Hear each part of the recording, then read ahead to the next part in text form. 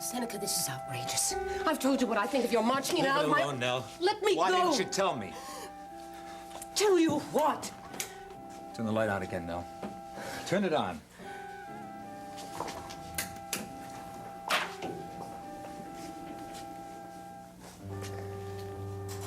When did you have the angiogram? All right, come on, Nell. No more games. When? In the spring.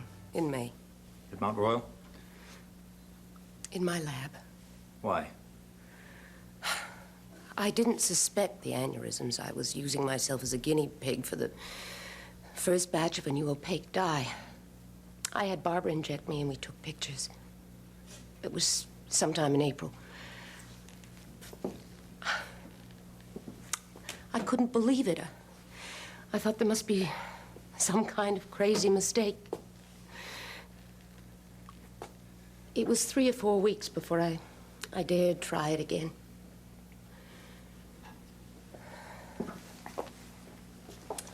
This is the result. Oh, please don't. Who did you tell? No one. Nell, how could you, a physician, carry something like that around in one of the best neurological centers in the world and not tell anyone? What good would it have done? Well, why didn't you tell me?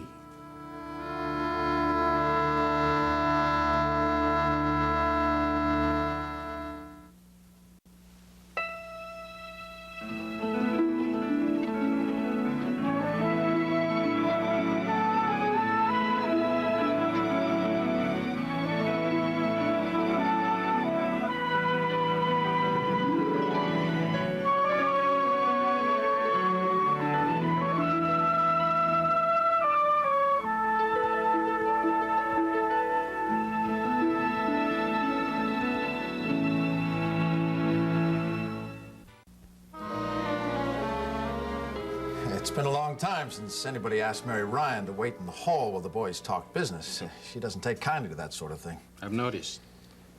But this conversation will be a lot easier for both of us if Mary's not here. So, thanks for asking her to leave. I get the idea that you think you've got something on me that proves you were right all along. And that you're just kind of playing with me right now.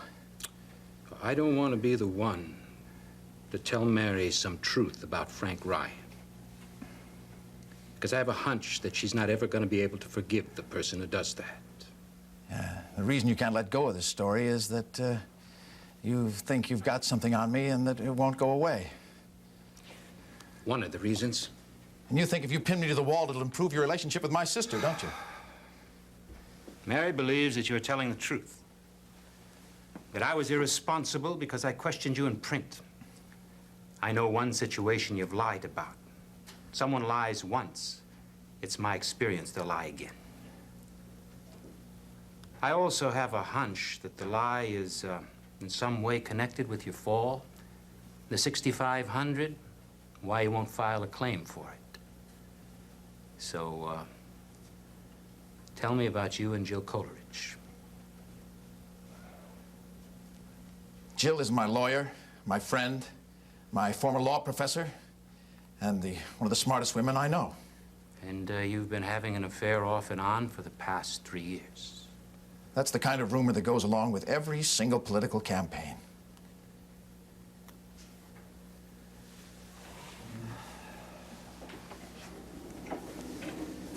This started long before the campaign. Began in law school. Was off for a while your son was being born. Began again sometime this spring. There's no way in the world you can prove any of that. And you won't use it without proof because I will sue you from here to hell if you try. I'm not interested in writing about your personal life. I am interested in some answers to a couple of questions I asked before. What about the 6,500? And Nick Szabo? Why wouldn't you file a claim? Who pushed you down the stairs if you were pushed? You know the answers to those questions. I don't believe them.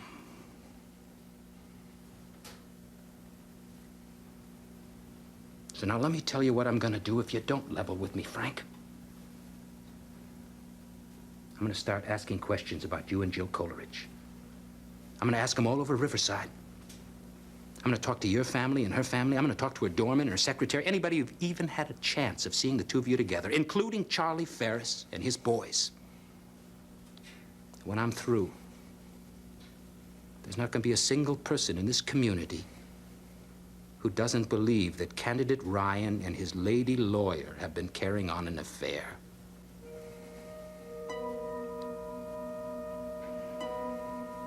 I wouldn't do it if you'd been straight with me to begin with. But you weren't. I wish I could get out of this bed. Yeah, I don't doubt it. So now you tell me, do I ask questions? Get answers here and now? Or do I walk out that door, down the hall, start with Ed Coleridge?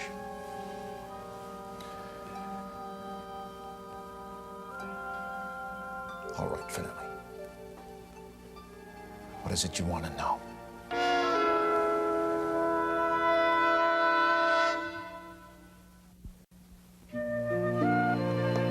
Pat, I wish you'd go ahead and eat those while they're hot. I'm going to. I just want to see you do that one more time. Ah, incredible. What coordination. Well, I'm trying to learn how to flip them, you know?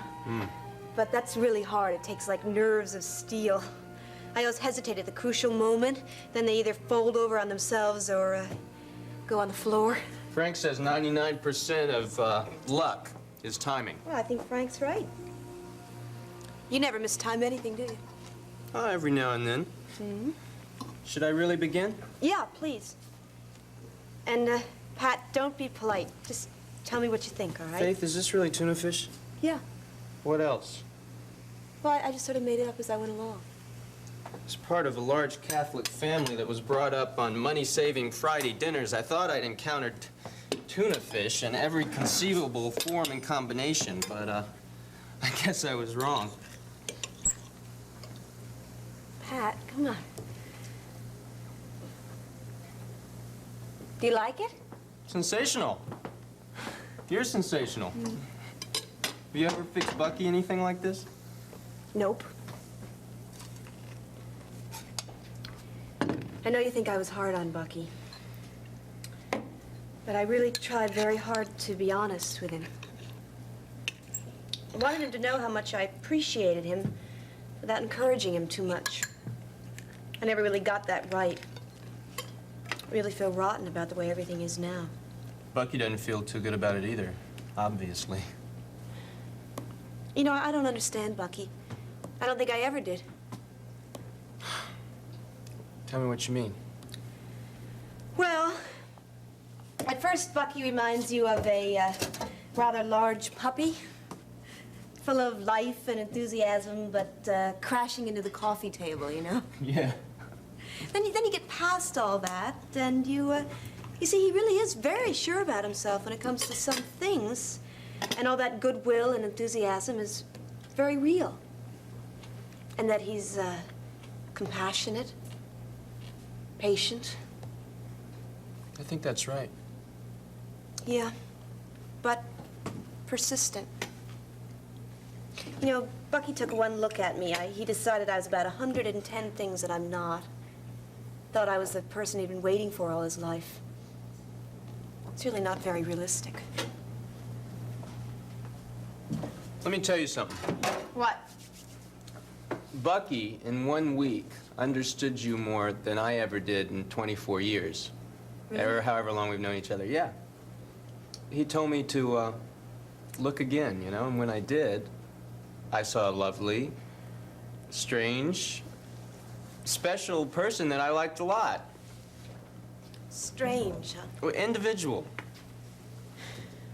Is that good? I think so. Bucky sure thinks so. Yeah. I wish Bucky didn't think so quite so much. Wish we could just get back to being friends Or at least comfortable with each other. Give it a while. I'm afraid things are just gonna get worse. He's gonna end up hating me. Oh, no. You know what's really unfair? What is?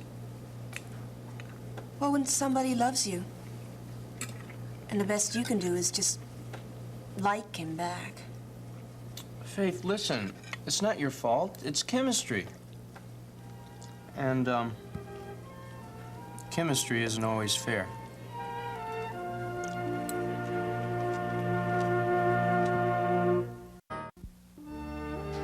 Why didn't I tell you?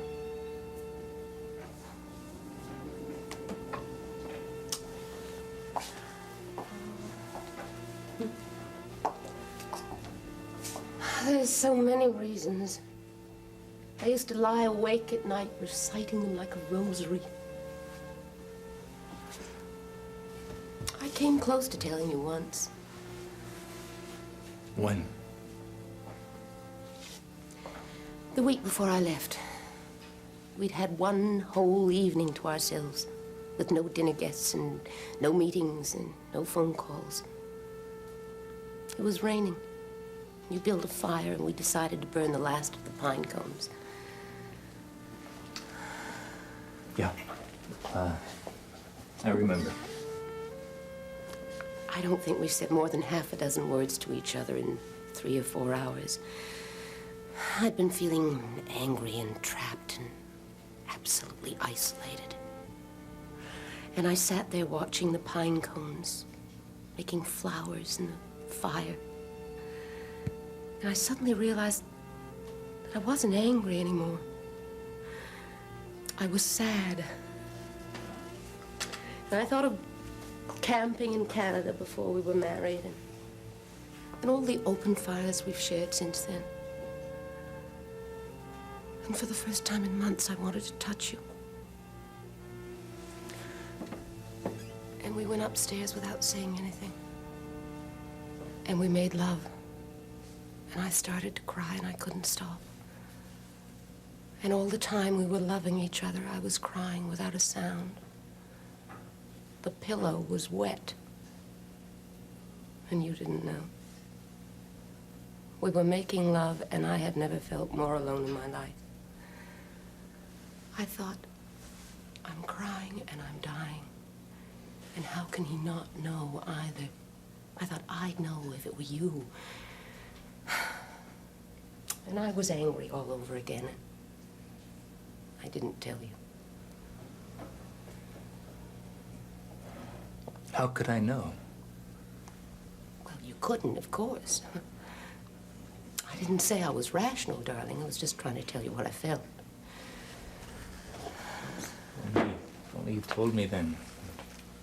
You would have come with me because you felt sorry for me, and inside of a month you would have regretted it. No, that's not so.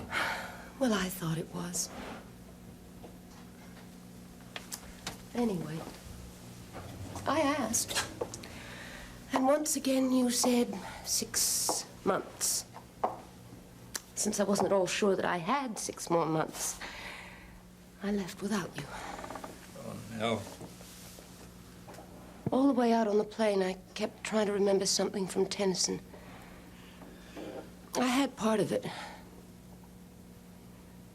How dull it is to pause, to make an end, to rust unburnished, not to shine with youth, as though to breathe were life. And by the time the plane put down, I was determined that Marshall was going to make a place for me at Riverside. Poor Ed. You didn't have to do it by yourself. We could have come back together as a team. Oh, Seneca, that is exactly what I asked you to do. It mattered to me that you wouldn't do it because I asked you.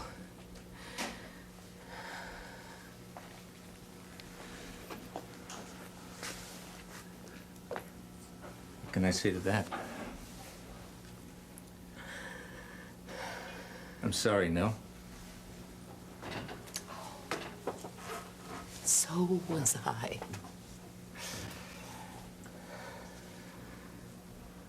I don't want you to die. I'm not doing it to inconvenience you, darling. You know, I swear to you, I don't understand how this whole thing happened. I mean, I knew that you were angry, I realized you were frustrated when your grant didn't come through. I knew that you missed the East, but no, to carry something like this around without telling me. You used to say to me that you never knew what I was thinking. That always kind of surprised me because what I was thinking most of the time was how glad I was to be with you.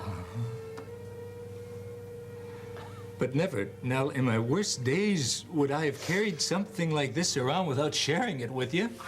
I don't want to do this, Seneca. No, I don't give a damn. I mean, you look at me and you tell me why I have to find out that my wife's life expectancy is close to zero by scratching around her desk like some kind of thief.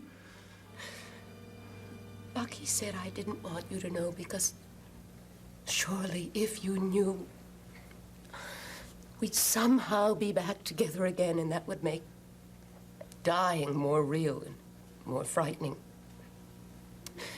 Because what I'd be losing would be much more than a lab and a research project. No.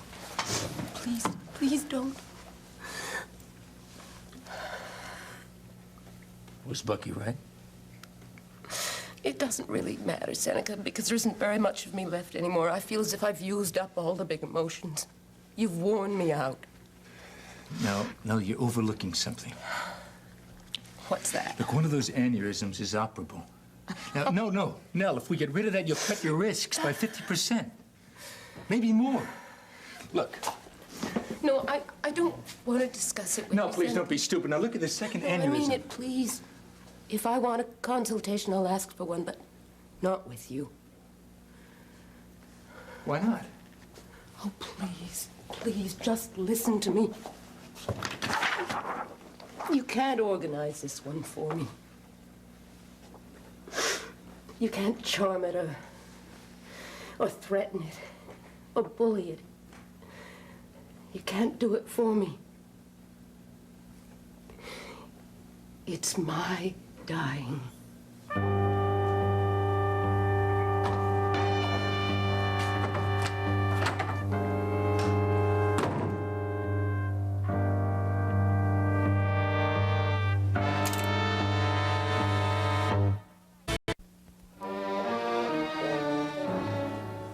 Did someone push you down those stairs?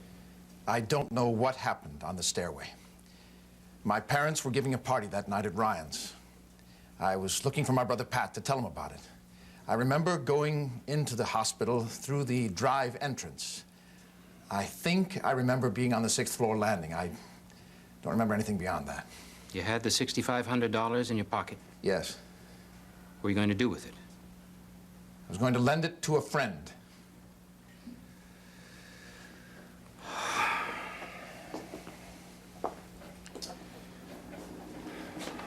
Come on, Frank. It's the truth. And why didn't you say that in the first place? Because the friend had some very urgent reasons for not wanting anyone to know he needed the money or why. So he came to you. Yes. And why would anyone believe you'd have that kind of money to lend him? Because he knew about me. He knew I'd give it to him. He knew about my relationship with Jill. Blackmail. No, a loan. The first 500 has already been returned. Returned? Then he got the money? Yes. How? He got it in the emergency room. Which is why you didn't file a claim. That's right. A claim would have been fraudulent. Under the circumstances, I don't understand why you didn't file one anyway. Because it would have been fraudulent. It would have been a felony. In spite of what you think, Jack, the only thing I've done wrong in this whole situation was to fall in love with someone who doesn't happen to be my wife and lie about it to protect a lot of people who don't deserve to be hurt. As well as your political career. Yes. Who's the friend, Frank? I can't tell you that. Why not? Because he has some valid reasons for not wanting anyone to know about the loan. That's not acceptable. I don't care if it's acceptable or not. It has nothing to do with my campaign or me, and it's none of your business, so I'm not going to tell you. Has to be someone connected with the hospital. Not necessarily. Had to have access to the emergency room, get your things. The emergency room is a public place. My things weren't put into a locker until sometime late that evening. So, except for your blackmailing friend, excuse me, your friend with the urgent problem. I have all the pieces. You know as much as I do. What about Nick? I've told you already why I went to see Nick. If you don't believe me, there's nothing much I can do about that. Okay, Frank. One more thing. Yeah? My relationship with Jill is personal, private, and has got nothing to do with my campaign. Now, I am not going to defend my feelings about her to you or to anyone else. And I just don't want you to write about us because so many people are going to be hurt if you do. I'm no gossip columnist. Jill said that that was the case. But there's still a big problem from your point of view. Which is what? Situation between you and Jill was behind a lot of this. You lied about why you took the money out of the bank. You lied about what you're going to do with it. As long as your relationship with Jill can have an adverse effect on your career, you're open to blackmail, no matter what you choose to call it. All of which indicates I was right in asking a question or two, Frank. Only Mary won't think so, unless she knows the truth. So, what do you say to telling Mary about this conversation?